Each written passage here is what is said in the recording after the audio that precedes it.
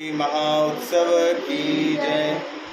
आषाढ़ कृष्ण योगिनी एकादशी। युधिष्ठिर ने कहा, हे वासुदेव, आषाढ़ मास की कृष्ण पक्षी एकादशी का महात्मा कृपा पूर्वक वर्णन करें। श्री कृष्ण ने कहा, हे राजन, सर्व पापनाशक और मुक्ति प्रदायक यह उत्तम व्रत की कथा कह रहा हूँ, इसे प्रेम पूर्वक श्रवण करो। आषाढ़ मास की कृष्ण पक्षी एकादशी योगिनी नाम से विख्यात है। महापातक नाशिनी यह तिथि भवसागर से पतित मनुष्यों के उद्धार के लिए एकमात्र नौका के स्वरूप एवं व्रतकारी के लिए सर्वश्रेष्ठ व्रत कहकर प्रसिद्ध है। इस प्रसंग में तुमको एक पवित्र पौराणिक कहानी बता रहा हूँ।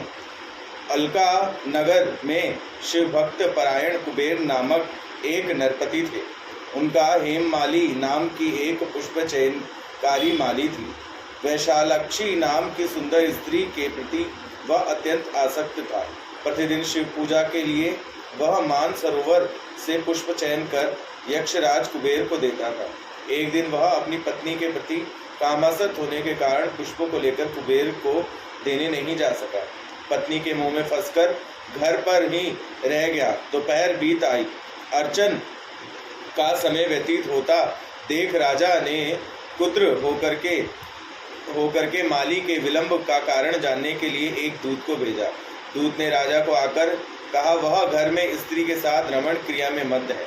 कुबेर ने दूत की बात श्रवण कर अतिशय रुष्ट होकर उसको माली को बुलाया और माली कुबेर की पूजा का समय निकल गया है यह जानकर अत्यंत भयभीत होकर स्नान न कर ही राजा के पास पहुंचा। उसके दर्शन मात्र से राजा क्रोधवश रक्त जनित चक्षु और अधर देश कंपायमान कर बोले, हे सुर अधम पापी दुराचारी, तुमने शिव की पूजा के पुष्प लाने में अवज्ञा की है, इसलिए शीघ्र पत्नी के साथ स्वर्ग से दूर हो जा एवं शौच इत्यादि 18 प्रकार के कुष्ठ रोग की असहनीय यातना का भोग करो। कुबेर के इस शाप से ही हेममाली पत्नी के साथ स्वर्ग भ्रष्ट होकर के दीर्घ काल तक कुष्ठ रोग भोग करने लगा। रोग की यंत्रणा के दिन में या रात में कभी भी सुख अनुभव नहीं करता था। इस प्रकार शीत ग्रीष्म के उष्ट वेदना से बहुत कष्टपूर्वक जीवन व्यापन करने लगा।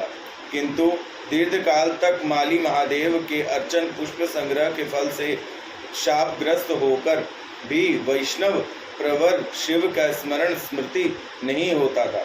एक दिन माली पत्नी के साथ भ्रमण करते करते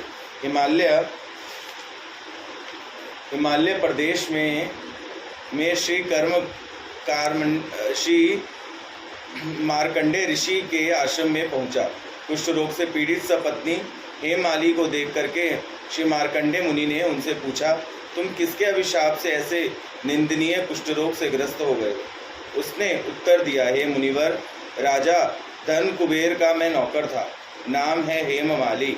मैं प्रतिदिन मानसरोवर से पुष्प चयन कर शिव पूजा के लिए राजा को देता था, किंतु दुर्भाग्य से एक दिन स्त्री के साथ मनोरंजन करते हुए कामासक्त होने पर उन पुष्पों को अर्चन में विलंब हो गया।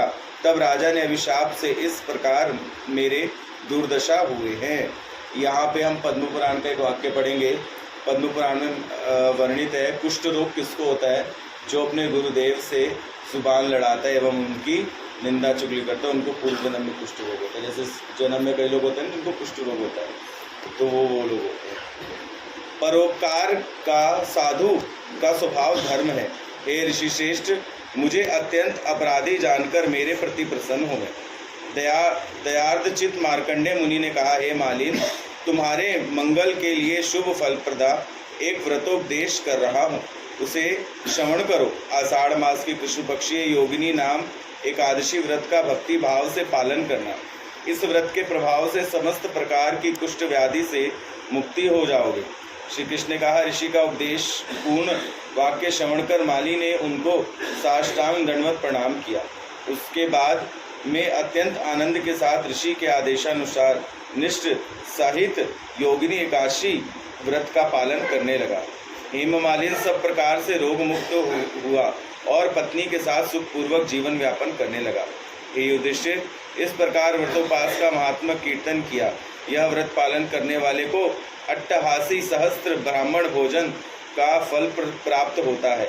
जो व्यक्ति यह महापाप नाशिनी और पुण्य फलदायिनी योगिनी एकादशी की कथा का पाठ एवं श्रवण करेगा वह समस्त पापों से मुक्त होकर के विष्णु सर्व पाप विमुक्त आत्मा विष्णु लोक स गच्छति, भगवान के धाम जाएगा। श्री वृंदावन चंद्र भगवान की जय। श्रीमन नारायण